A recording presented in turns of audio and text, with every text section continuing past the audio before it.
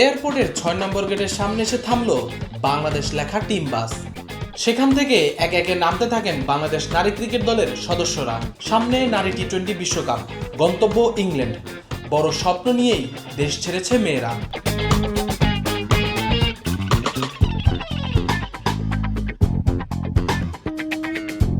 সবার আগে এয়ারপোর্টে প্রবেশ করেন অধিনায়ক নিগার সুলতানা জ্যোতি।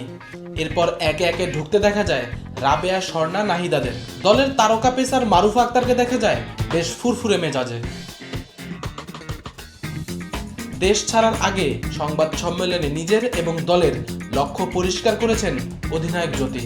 এবার শুধু ভালো ক্রিকেট খেলাই নয়, ম্যাচ জিততে চায় বাংলাদেশ। তার বিশ্বাস, আগের চেয়ে এখন দলে অনেক বেশি পারফর্মার রয়েছে।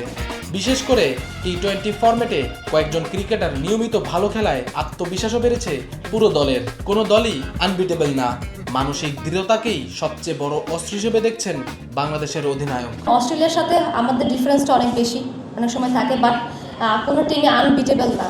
বাট আমি যেটা মনে করি যে অস্ট্রেলিয়ার সাথে খেলতে গেলে আমাদের কারাজের অনেক বেশি দরকার পড়বে, মাইন্ডসেটটা অনেক বেশি ইম্পর্টেন্ট। এবারের বিশ্বকাপে মেয়েদের জন্য বিশেষ এক অনুভূতির নাম লর্ডস ক্রিকেট গ্রাউন্ড। বিশ্বের অন্যতম ঐতিহাসিক ভেন্যুতে খেলার স্বপ্ন থাকে প্রায় প্রতিটি ক্রিকেটারের। দক্ষিণ আফ্রিকার বিপক্ষে ম্যাচটি হবে লর্ডসে। আফ্রিকার দলটির বিপক্ষে জিতলে ইতিহাস গড়বে বাংলাদেশ। অধিনায়ক জ্যোতি আত্মবিশ্বাসী। ছোট থেকে যখন আমরা ক্রিকেট খেলা শুরু করেছি বা দেখতেছি, কিছু ফেমাস গ্রাউন্ড আছে বা হিস্টোরিক্যাল প্লেসেস আছে যেখানে আসলে প্লেয়াররা যে খেলতে চায়।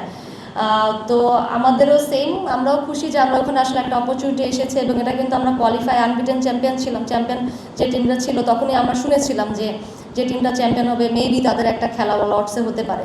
সো আমি তখন মেয়েদের সাথে এটাই কথা ছিল যে ইটস এ গুড অপরচুনিটি সবার জন্য, যে একটা এরকম হিস্টোরিক্যাল প্লেসে যে আসলে হিস্টোরি মেক করা। তবে পথটা মোটেও সহজ নয়।